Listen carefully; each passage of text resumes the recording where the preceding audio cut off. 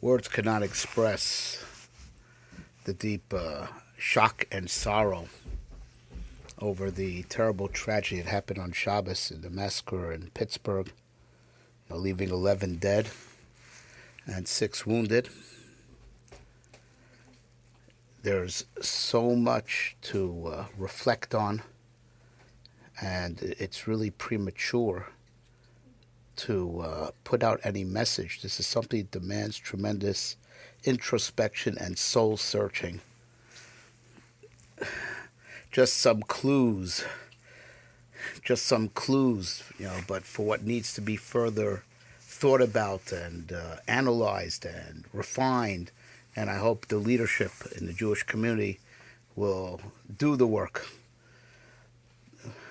The soul searching and the scholarly research to give us a more solid insight of what we have to fix. But of course, the Jewish response to any such tragedies, nach besod rachenu v'nach korav v'nashuva al Hashem, we have to look at ourselves, check out what we do, and go back to Hashem. All things that happen to us, are all reward and punishment, and we have no one to blame in the depth of it other than ourselves. Have we really served Hashem the way we should? This terrible massacre happened, on Shabbos, and there was a bris happening in the shul. Shabbos and Mila are two of the most distinctive signs of being a Jew. These are two mitzvahs that are considered to be equivalent to keeping the whole of Torah. Right, the bris Mila, right, is shakol k'neged kol mitzvot Torah, and as is Shabbos. A Jew that violates the Shabbos as if he violated the whole Torah. These are two mitzvahs that are like parallel to all the 613.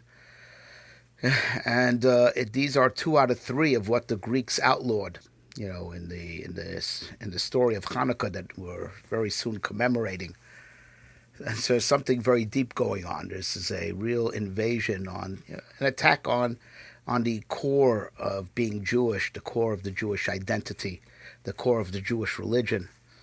Another thing to reflect on is that we're less than 30 days away from Sukkot. On Sukkot, we sit in a temporary dwelling. And those who say the prayers before entering the Sukkah, we say that our going into Sukkah should be viewed as if we're going into exile. And it should be an atonement for us. The message is our place in exile outside of the land of Israel, or even the land of Israel, when the divine presence is not fully reinstated with the Beis HaMikdash, is a temporary dwelling. And we just got a wake-up call that as comfortable as we've been in America, it's probably the most comfortable place we've ever been in our history, outside of our own kingdom under, Shlomo HaMelech, let's say. Probably the most comfortable place we've ever been outside of when we had our own kingdom in the glorious days of yore is this country of America. And we just got the wake-up call that we're here on a temporary basis. And we're not going to find our real home and our real place until we get back to Eretz Yisrael together with the divine presence, with the rebuilding of the Beis HaMikdash, and with the Hashras HaShechina in the world. Until then, everywhere we are is just temporary. So, if I'm not saying anything concrete, because any reasonable person needs to reflect on this, then why am I making this audio now? Because I need to knock down the fake response that could have only been fake if it wasn't such a knee-jerk, thoughtless, immediate response. Chazal tell us, Hedjot kofetz barosh. It's the simpleton that blurts things out first. And you know where we learned it out from? From Haman, right? The greatest hater of the Jews, the greatest liar and hypocrite and insider. Right? He was the first to jump up and advise, Achashverosh what to do with Vashti. And true to form, that Memuchan, who was later revealed to be Haman, these people who jump up first are liars and insiders. And that's what happened. And I don't know whether to be more sad or more angry at how our tragedy that has befallen the Jewish people was exploited by the Democratic Party and the media, mainstream media, for political gain, to incite hatred against President Trump and the conservative and the Republican Party, right, exploiting our tragedy and our pain, trying to gear it there, blaming the president's rhetoric for this. Now, evil has no principles. And that's why evil is so good at what it does. It has no problem lying to your face with the greatest of confidence, with no shame whatsoever, to the point that their self-confidence could be daunting.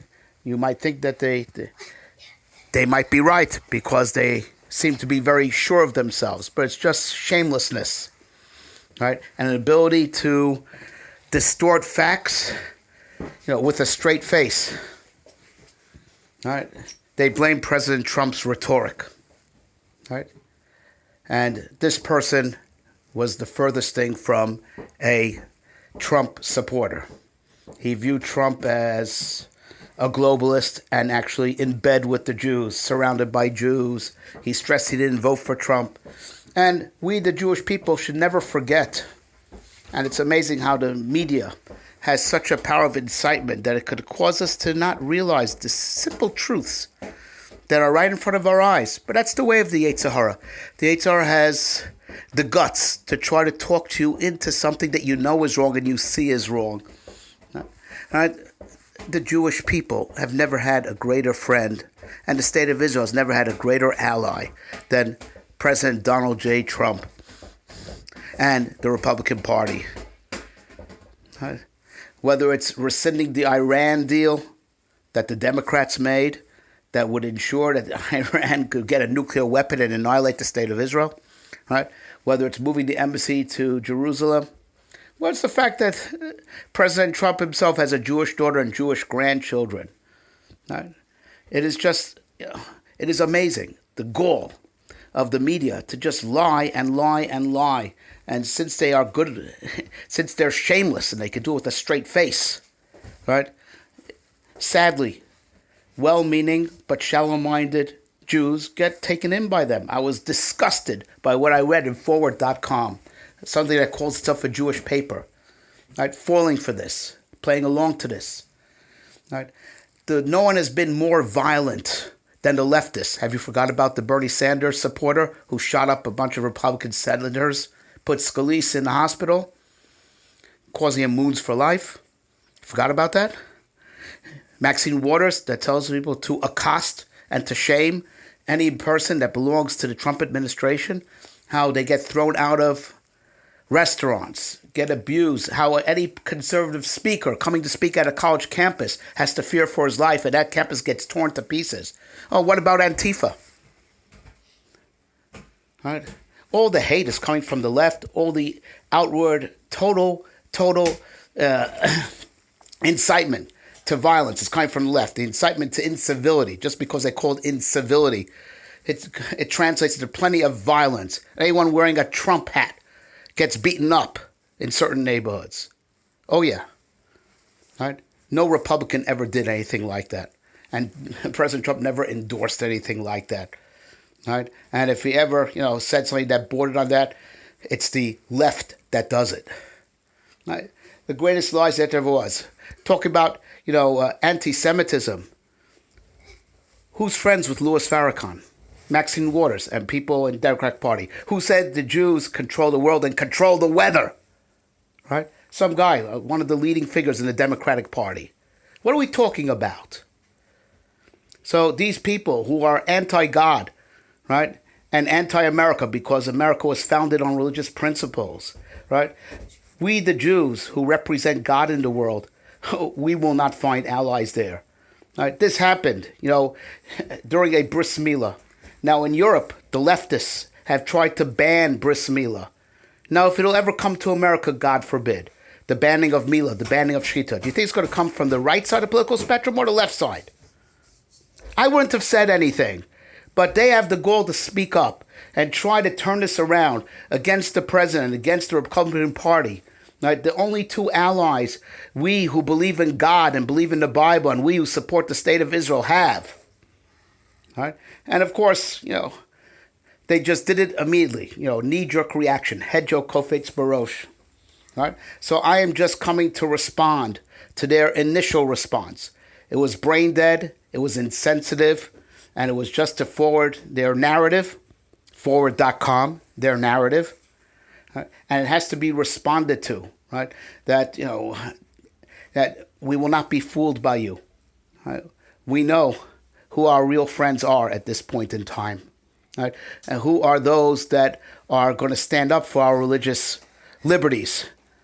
Right, who will protect our right to have bris milah, who will protect our right to keep Shabbos, and who also protect our right to defend ourselves against anti-Semites. Yes, the president is right.